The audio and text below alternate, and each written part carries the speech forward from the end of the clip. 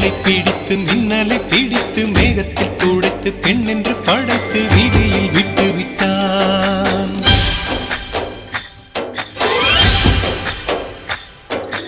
இப்படி இன்னொரு பெண்மையை படைக்க தன்னிடம் கற்பனை தீர்ந்ததை எண்ணித்தான் பிரம்மனும் மூர்ச்சையுற்றான்.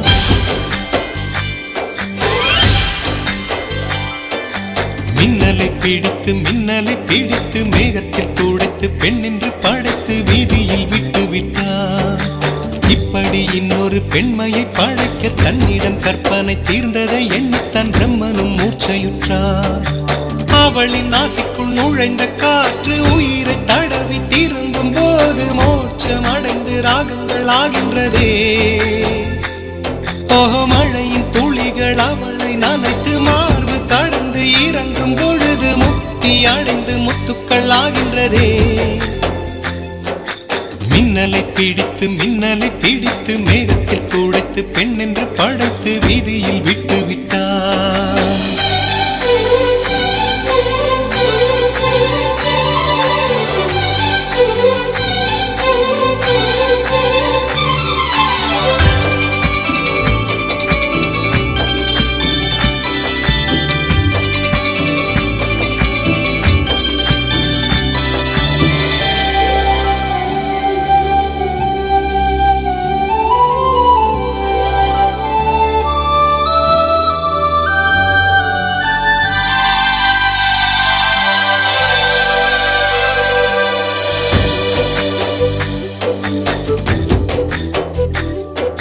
நிலவின் ஒளியை பிடித்து பாலில் நனைத்து கன்னங்கள் செய்து விட்டார். உலக மலர்கள் பறித்து இரண்டு பந்துகள் அமைத்து பெண்ணை சமைத்து விட்டார். அழகு என்பது ஆண்பாலா பெண்பாலா என்பதில் எனக்கு சந்தேகம் தீர்ந்தது. அழகு என்பது நிச்சயம் பெண்பாலடா. கவிதை என்பது மொழியின் வடிவம் என்றொரு கருத்தும் இன்று உடைந்தது. கவிதை என்பது கன்னி வடிவமடா. மின்னலை பிடித்து மேகத்தில் துடைத்து பெண் என்று படைத்து வீதியில் விட்டு விட்டான்.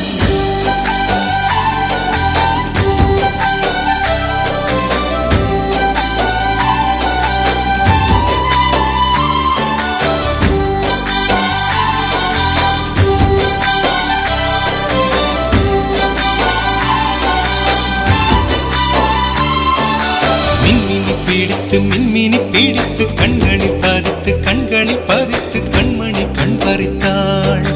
தங்கத்தை எடுத்து அம்மியில் அரைத்து மஞ்சளாய் நினைத்து கண்ணத்தில் குழைத்து ஜீவனை ஏன் எடுத்தாள். காவித்துறவிக்கும் ஆசை வளர்ப்பவள், அருகும் புல்லுக்கும் ஆண்மை கொடுப்பவள், பெண்களின் நெஞ்சுக்கும் பித்தம் கொடுப்பவளே.